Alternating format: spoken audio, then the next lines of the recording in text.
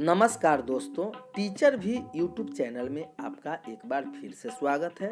आपने इस चैनल को सब्सक्राइब नहीं किए हैं तो लाल रंग का बटन दबाकर चैनल को सब्सक्राइब कर ले और बगल के घंटा बजा दें ताकि इस चैनल पर जो वीडियो अपलोड हो वह सबसे पहले आप तक पहुंचे।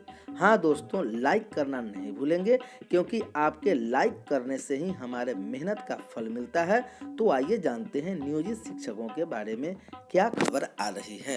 इस वक्त नियोजित शिक्षकों के लिए बड़ी खबर आ रही है। बंद हो शिक्षकों पर जुल्म सितम, न उठाएं मजबूरी का फायदा। जिला अध्यक्ष, क्वारंटाइन सेंटर पर पुलिस बल की हो तैनाती। बिहार टेट शिक्षक एसोसिएशन के जिला इकाई जमुई के जिला अध्यक्ष सह बिहार राज्य शिक्षक संघर्ष समन्वय समिति के अध्यक्ष मंडल सदस्य प्रेमचंद्र वंशी तथा संघ के जिला मीडिया प्रभारी रामेश्वर प्रसाद ने संयुक्त रूप से एक प्रेस विज्ञप्ति जारी करते हुए कहा कि आज नियोजित शिक्षकों के बीच त्राहिमाम मचा हुआ है। हर तरफ शिक्षकों का तथा शिक्षिकाओं के मान प्रतिष्ठा एवं जीवन के साथ खिलवाड़ किया जा रहा है। जिलों के कई क्वारंटाइन सेंटर से प्रवासियों तथा पदाधिकारियों के द्वारा शिक्षकों के साथ दुर्व्यवहार की खबरें आ रही हैं। इससे सेंटर पर ड्यूटी कर रहे शिक्षकों में काफी भय व रोष व्याप्त है। बिहार टेट शिक्षक एसोसिएशन इसकी कड़ी निंदा करती है। खाने पीने से लेकर अन्य सुविधाओं के लिए बीडीओ सीओ जिम्मेवार हैं, लेकिन प्रवासी शिक्षकों को जिम्मेवार समझते हैं। इसलिए शिक्षकों की सुरक्षा के लिए सेंटर पर पुलिस बल की तैनाती की संघ मांग कर रहा है। शिक्षकों की भर्ती में अब 18 महीने का डीएलएड कोर्स मान्य होगा। अपर मुख्य सचिव आर.के. महाजन, राष्ट्रीय युक्त विद्यालय शिक्षा संस्थान NIOS का 18 महीने का डीएलएड कोर्स अब शिक्षकों की भर्ती में मान्य होगा।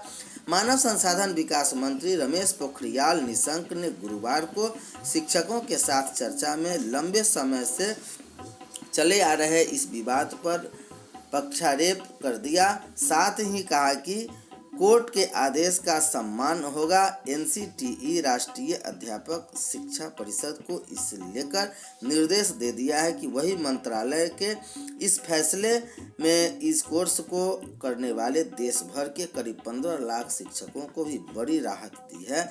अब वे आगे इस कोर्स के आधार पर शिक्षकों की भर्ती परीक्षा में शामिल हो सकते हैं। 18 महीने के इस डीएलएड कोर्स के लेकर विवाद की शुरुआत अब हुई। बिहार सरकार को ओर से निकाली गई शिक्षकों की भर्ती में NIOS से इस कोर्स को करने वाले निजी स्कूल के शिक्षकों ने भी आवेदन किया। इस पर राज्य सरकार ने शिक्षकों की योग्यता का निर्धारण करने वाली संस्था NCTE से पूछा कि क्या NIOS से 18 महीने का डीएलएड करने वाले भी शिक्षक भर्ती के लिए योग्य हैं, जिसके जवाब में मानव संसाधन विकास मंत्री से जुड़ी इस संस्था ने 18 महीने के इस डीएलएड कोर्स को इसके लिए मान्य करार दे दिया है। साथ ही कहा है कि वे इसके लिए पात्र नहीं हैं। जिसके बाद निजी स्कूल में पढ़ाने वाले यह सभी शिक्षक पटना हाई कोर्ट पहुंचे। इस बीच कोर्ट ने NCTE के पात्रता नियमों को गलत बताते हुए इन सभी को शिक्षक भर्ती परीक्षा में शामिल होने के योग्य करार दे दिया। हाल ही में ऐसा ही विवाद त्रिपुरा, उत्तर प्रदेश सहित कई राज्यों में खड़ा हो रहा था। करीब 15 लाख अप्रशिक्षित शिक्षकों के लिए सरकार ने 18 महीने का यह खास डीएलएड कोर्स उस समय तैयार किया जब शिक्षा के अधिकार कानून के तहत निजी और सरकारी दोनों ही स्कूल में पढ़ाने वाले शिक्षक शिक्षिकाओं के लिए प्रशिक्षित होना जरूरी हो गया था। क्वारंटाइन सेंटर पर हो पुलिस बल की तैनाती। लखीसराय से खबर आ रही है। शिक्षक एसोसिएशन के प्रदेश अध्यक्ष ने ऐसा निर्णय लिया है। क्लासरूम में असेंबली, छात्र लेंगे सोशल डिस्टेंसिंग का संकल्प। अब प्राचार्य अपने चैम्बर से असेंबली शुरू करने को मास्क पर निर्देश देंगे। मानव संसाधन मंत्रालय द्वारा CBSE और ICSE को गाइडलाइन भेज दिया गया है। लॉकडाउन के बाद स्कूल की रूटीन में कई बदलाव दिखेंगे। सबसे बड़ा बदलाव स्कूल की मॉर्निंग असेंबली में होगा। अगले 1 साल तक स्कूल असेंबली खुले जब ग्रुप में एक साथ नहीं किया जाएगा, जबकि असेंबली क्लास में किया जाना है। हर दिन असेंबली के बाद छात्र और छात्राओं से स्कूल परिसर में सोशल डिस्टेंसिंग का संकल्प भी दिलवाया जाएगा। इस संबंध में मानव संसाधन मंत्रालय द्वारा CBSE और ICSE को गाइडलाइन भेज दिया गया है। अब बोर्ड द्वारा गाइडलाइन को संबंधित स्कूल को भेजा जा रहा है। ज्ञात हो कि अभी तक स्कूलों में सुबह की असेंबली बाहर खुले होती रही है। 3 से 4 विद्यार्थी का चयन असेंबली को संबोधित करने के लिए होता है। ये चयनित विद्यार्थी बाकी सारे स्कूल के विद्यार्थी को प्रार्थना करवाते हैं। इस मौके पर सभी शिक्षक, प्राचार्य और नॉन टीचिंग स्टाफ का कहना अनिवार्य रहता है, लेकिन अब इसमें बदलाव होगा। प्राचार्य अपने चैम्बर से असेंबली शुरू करने को मास्क पर निर्देश देंगे। सारे शिक्षक क्लासरूम में रहेंगे। प्रार्थना करवाने वाले चयनित विद्यार्थी एक जगह इकट्ठा होकर सभी को प्रार्थना करवाएंगे। सोशल डिस्टेंसिंग का पूरा ख्याल रखा जाएगा। जो रूल्स बनेंगे उसे फॉलो किया जाएगा। स्कूल में वो सारे गतिविधि बंद रहेंगे जहां पर भीड़ भाड़ की संभावना होगी। असेंबली में भी इसका ख्याल रखना। स्कूल असेंबली में सोशल डिस्टेंसिंग रखे जाएंगे। एक जगह इकट्ठा करके बच्चों को असेंबली नहीं कराया जाएगा। हर कक्षा में बच्चे रहेंगे और फिर असेंबली आयोजित होगी। मास्क लगा आना अनिवार्य होगा। स्कूल में हर महीने पेरेंट्स टीचर मीटिंग का आयोजन होगा। इसमें बदलाव अलग होगा। दिन पेरेंट्स को बुलाया जाएगा। जो भी पेरेंट्स आएंगे उन्हें मास्क लगाकर आने का निर्देश देना है। इसके अलावा पेरेंट्स चाहे तो केवल माता या पिता आ सकते हैं।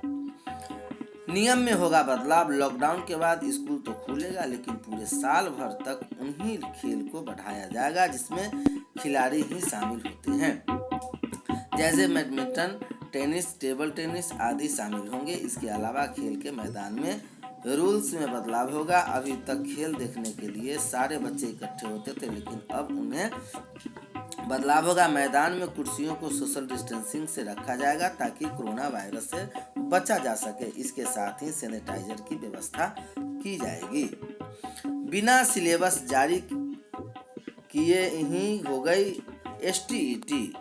8 वर्ष के बाद STET ली गई, लेकिन इसका कोई सिलेबस जारी नहीं किया गया। परीक्षा के दिन तक अभ्यर्थी सिलेबस के लिए उधेड़बुन में लगे रहे। सिलेबस क्या है, कहां से क्या प्रश्न पूछे जाएंगे। अभ्यर्थी अश्वनी पांडे ने बताया कि मैंने कंप्यूटर साइंस के STET दिया था, लेकिन बिहार बोर्ड द्वारा कोई निश्चित सिलेबस जारी नहीं किया गया था। हर विषय के लिए केवल निश्चित योग्यता मांगी गई थी। ज्ञात हो कि बिहार बोर्ड के STET के लिए आवेदन तो निकले। हजारों अभ्यर्थियों के आवेदन भी लिए, लेकिन बोर्ड द्वारा सिलेबस जारी नहीं किया गया। अभ्यर्थी और शिक्षा सुधार रोजगार के नीरज कुमार ने बताया कि सिलेबस को लेकर शिक्षा विभाग से उस जानकारी मांगी गई तो 2011 के सिलेबस के आधार पर ही परीक्षा लेने की बात कही गई। परीक्षा के दिन केंद्र पर परीक्षार्थियों ने सिलेबस को लेकर हंगामा किया था। अब बोर्ड ने भी सिलेबस को ध्यान में नहीं रखकर प्रश्न पत्र सेट करने की बात स्वीकार किया। इसको लेकर शिक्षा सुधार रोजगार संघ के ओर से हाईकोर्ट में जनहित याचिका दायर की गई थी। परीक्षा के दिन तक तमाम अभ्यर्थी सिलेबस को लेकर उलझे रहे। इंटर स्तर तक पूछा जाएगा कि स्नातक स्तर के सिलेबस की पढ़ना है। इस उधेड़बुन में अभ्यर्थी के समझ में जो आया उन्हें उसी के अनुसार तैयारी किया। CTET हर बार देता है सिलेबस। CBSE द्वारा साल में 2 बार CTET central teachers eligibility test ली जाती है। हर बार सिलेबस की जानकारी अभ्यर्थी को दी जाती है। आवेदन के साथ ही अभ्यर्थी को CTET के पाठ्यक्रम को बताया जाता है। हर विषय के लिए अलग अलग पाठ्यक्रम होता है। उसी पाठ्यक्रम के अनुसार परीक्षा में प्रश्न पूछे जाते हैं। 28 जनवरी को CTET ली गई थी, लेकिन हंगामे के कारण पटना के AN कॉलेज समेत प्रदेश भर के 3 और केंद्र की परीक्षा रद्द कर दिया गया था। BEO HM समेत 3 पर FIR। इधर सरकार के आदेश की अनदेखी करने का शिक्षा विभाग में एक और मामला सामने आया है। सरकार के बाद भी हड़ताल में शामिल नहीं होने वाले नियोजित शिक्षकों के 4 माह के वेतन भुगतान लंबित है। शिक्षकों ने कहा कि वेतन भुगतान नहीं होना पदाधिकारी की लापरवाही को दर्शाता है। हड़ताल अवधि में ही सरकार ने आदेश दिया था कि जो भी शिक्षक हड़ताल में शामिल नहीं होंगे उनको तत्काल वेतन दिया जाए, परंतु आज तक वेतन भुगतान नहीं हुआ। शिक्षक वैश्विक महामारी में भूखमरी के शिकार हो रहे हैं। शिक्षक वेतन के लिए टकटकी लगाए हुए हैं, पर भुगतान की दिशा